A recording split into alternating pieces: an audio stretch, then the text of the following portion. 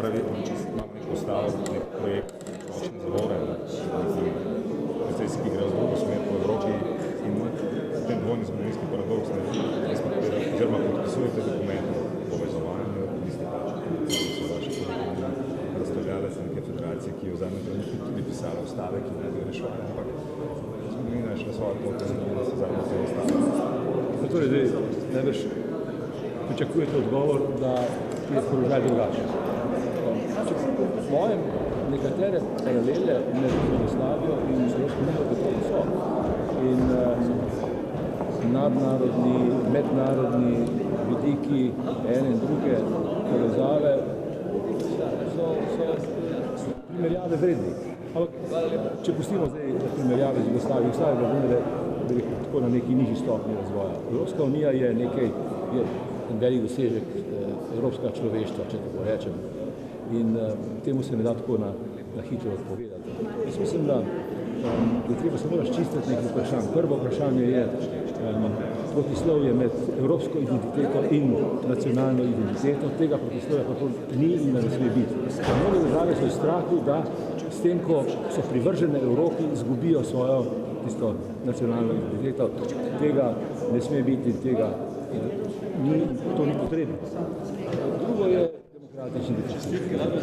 Demokratični deficit je resen problem. Jamnikova ustava to rešuje z splošnim volitvami predsednika, celotne povezave. To ni preprosta ideja, glede na to, da Evropska unija ima 500 milijonov ljudi, ampak mislim, da pravzaprav nimamo nobene alternative. To, kar je danes državno predstavništvo v Evropski uniji, je nekam skromno, oziroma je manj kompetentno, kot bi si želeli.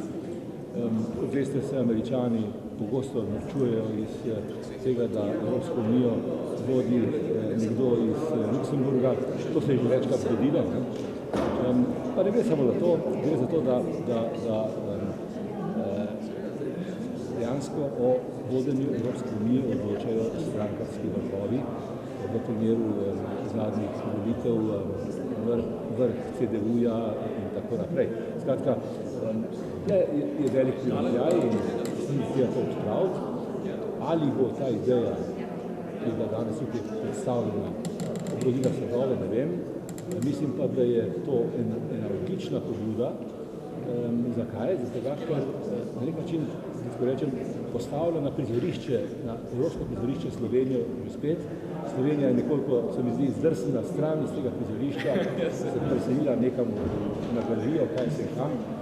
Mislim, da je prav, da je predsednik Pahor posvojil to idejo. Če bo prepričal še koga drugega v Sloveniji in zunaj Slovenije in če bo to idejo nekoliko predstavljal po Evropi, utegne marsikoga zanimati in utegne sprožiti neke določene razprave.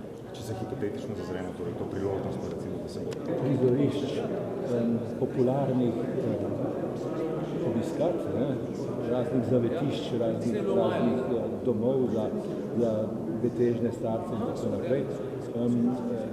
Malce se naučujem, pa v bistvu neupravičeno, ko spada zraven kampanji tudi v Evropski uniji. Jaz mislim, da je bistvena prepoznavnost. Zdaj, jaz se bojim, da v Evropski uniji prepoznavnost predvsem pripada, zdaj, ko ni več Britancev, ali pa ko bodo odšli Britanci, Nemci in Francozov, da je treba iskati kandidate na teh dveh največjih držav. Razen, če se bodo Turki priključili. Kampanje se do nekaj pravila zelo politično aktualna še zadeva. Kot Danilo Črpni bi kandidiral za šefa OVSE, to mesto se je spraznil s prvim letos. Glede na to, kar je bilo prej zelo zajedno, kaj vi pravite, še en poskus? Šef OVSE-ja, to mislim, generalnega sekretarja, ja. Prvič slišim, ampak bom napel vse sile, da bom obvestil svoje prijatelje v OVSE, da to ni dobro ideja. Lahko malo poveste o samem OVSE, o pomembnosti za narodno skupnost, za nas v državo? OVSE je bil izjemno pomemben v času, ko smo se mi osamosvajali. Bil je do neke mere pomemben, še vedno pomemben, predvsem v kontekstu procesov, ki so sledili razpadu Sovjetske zveze. Slovenija je, kot veste, bila predsedujoča v OVSE. Jaz sam sem bil, se reče, chairman office OVSE in obiskoval sem vse bivše sovjetske države in se ukvarjal s revolucijami, ki so se vrstile ena za drugo.